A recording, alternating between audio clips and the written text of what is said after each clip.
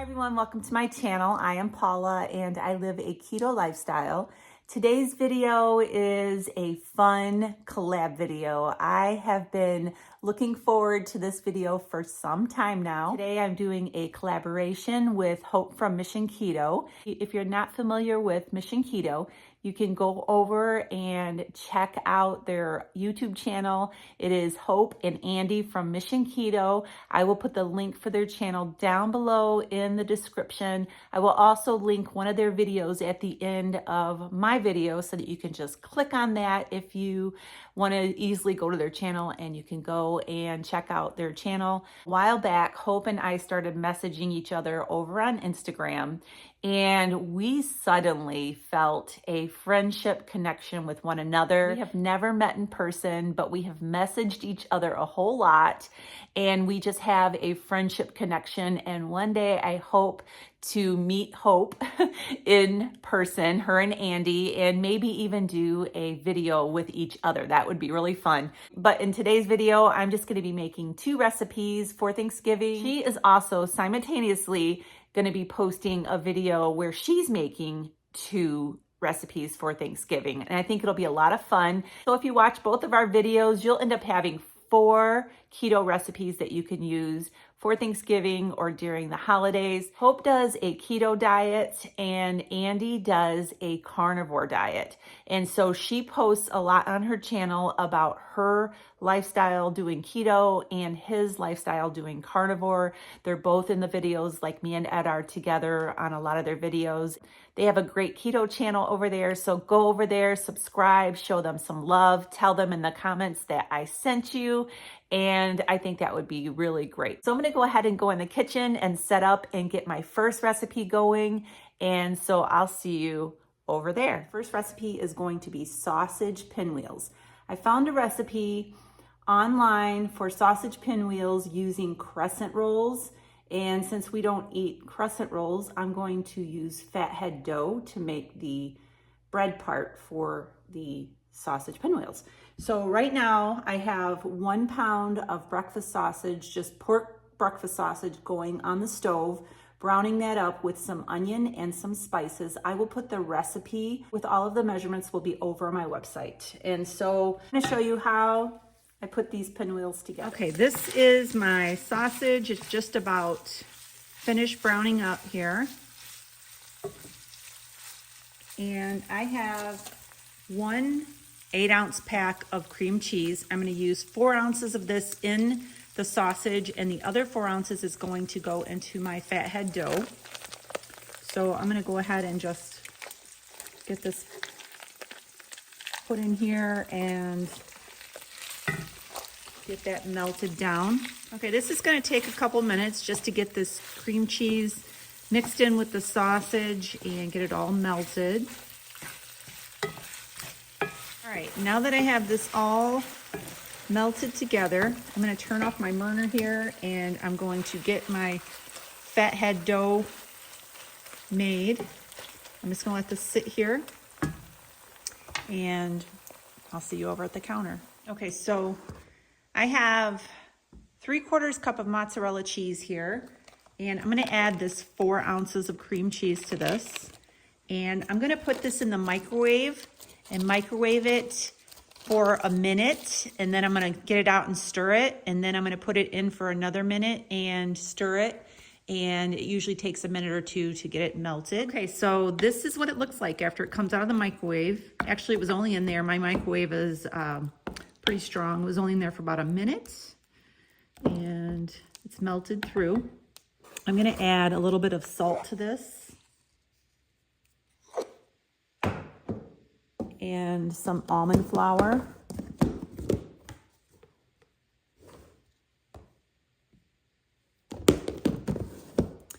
And 1 egg.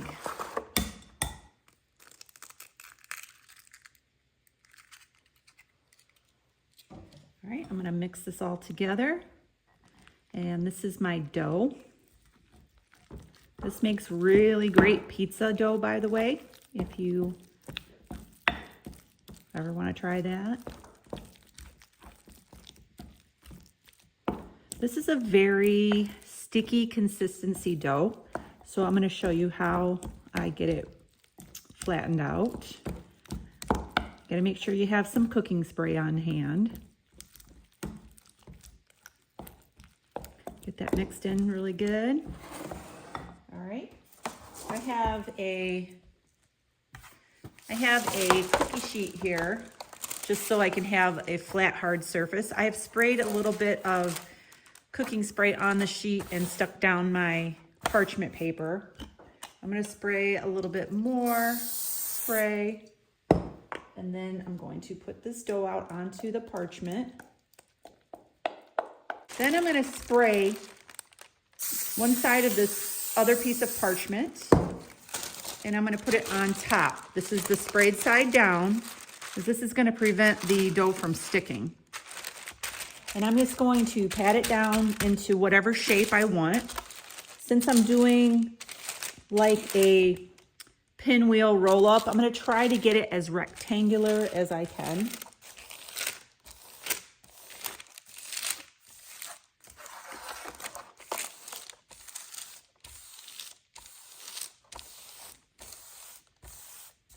And I'm gonna press mine out pretty thin, about 1/4 inch thickness.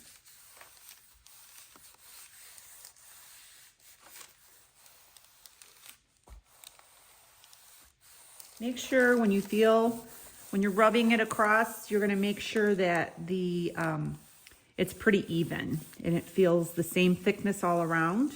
You can kind of tell just by feeling it. I'm gonna peel this off, and you can see, because I sprayed it, it comes off pretty easy. My cream cheese sausage mixture off to the side here, and I'm just going to spoon this on here. Kind of like when you make cinnamon rolls.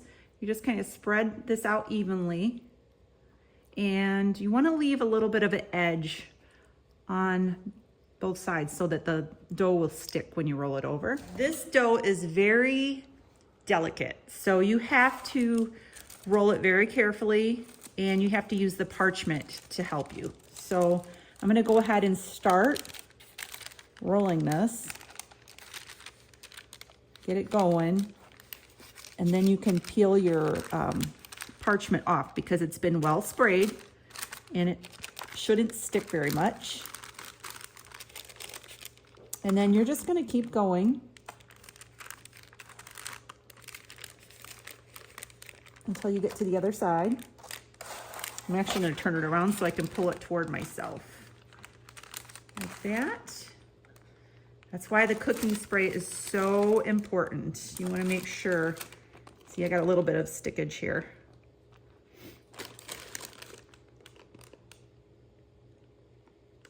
All right.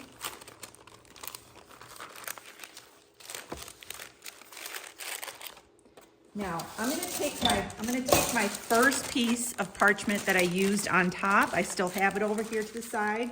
I'm gonna spray some more spray on it.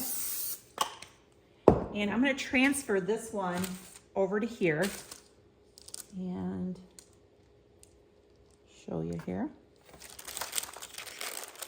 on this, so it'll easily transfer to this sheet.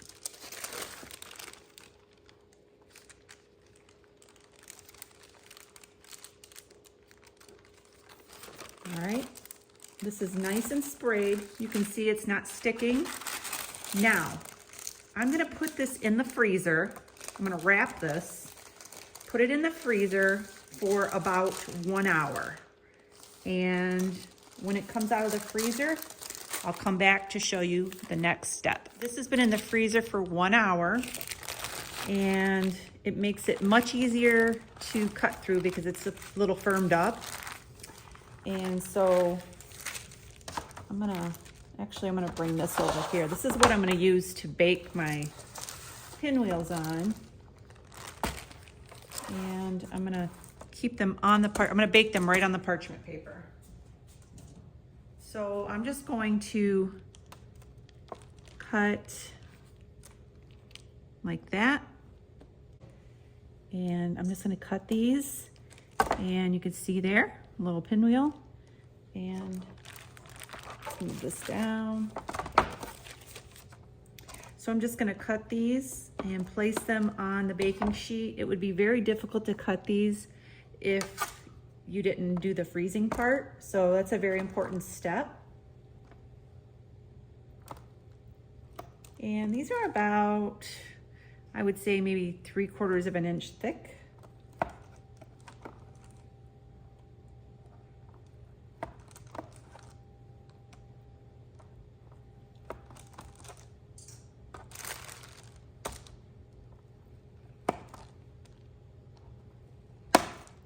And I have my oven preheated right now to 375.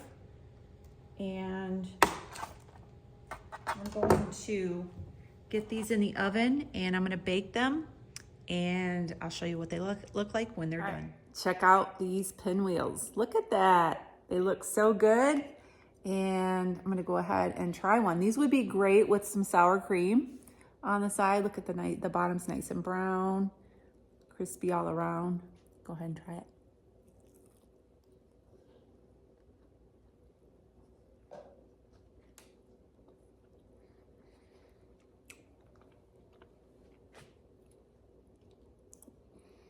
That's delicious. All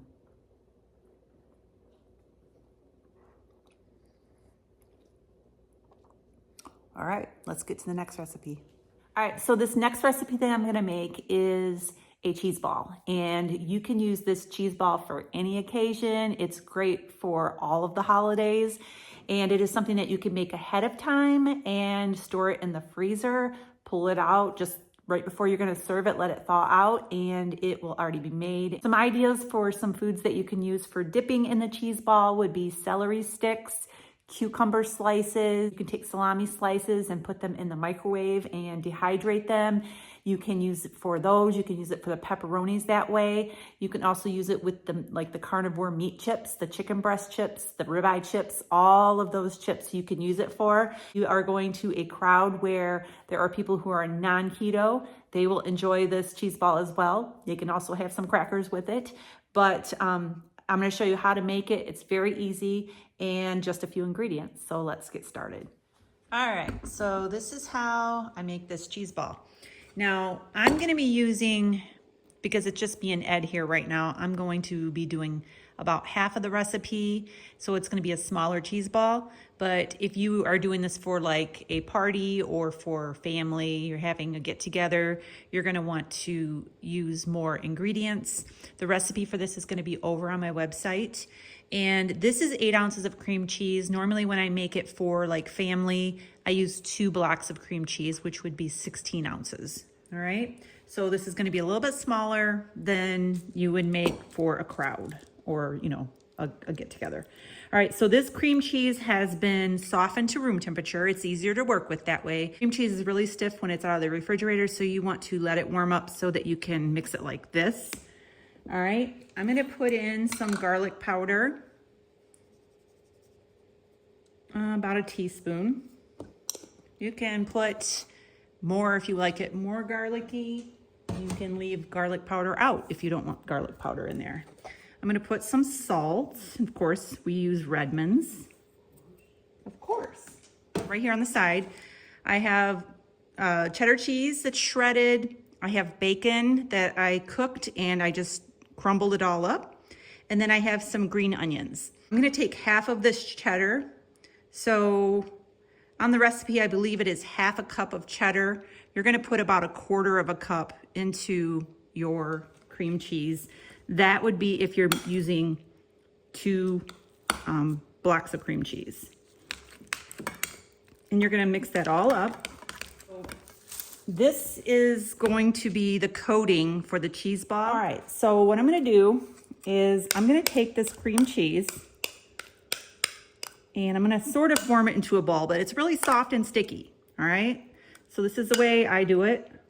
I'm going to take this and scoop it out and put it onto the coating,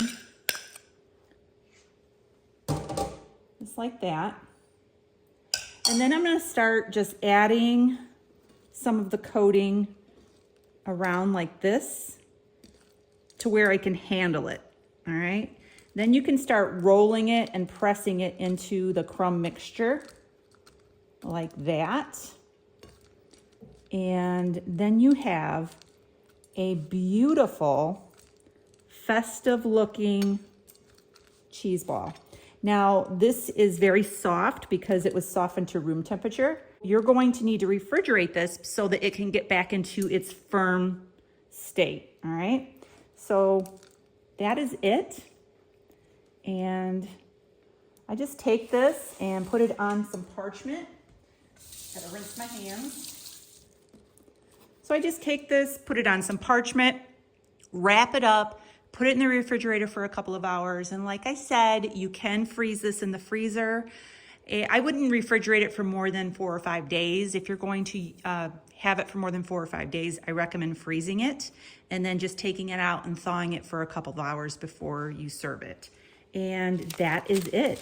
That's how you make a beautiful festive cheese ball. All right, so here is my beautiful, look at that. It looks like a little work of art. That is a very good tasting cheese ball. This will be a great addition to your holiday tables. You could serve this on a platter with celery sticks, cucumber slices, bell pepper slices, some meat chips. I think that it would be a great holiday addition. So this was a fun video collaborating with Hope from Mission Keto. Make sure you go over and check out their channel, subscribe, and show them some love as well. Make sure you subscribe.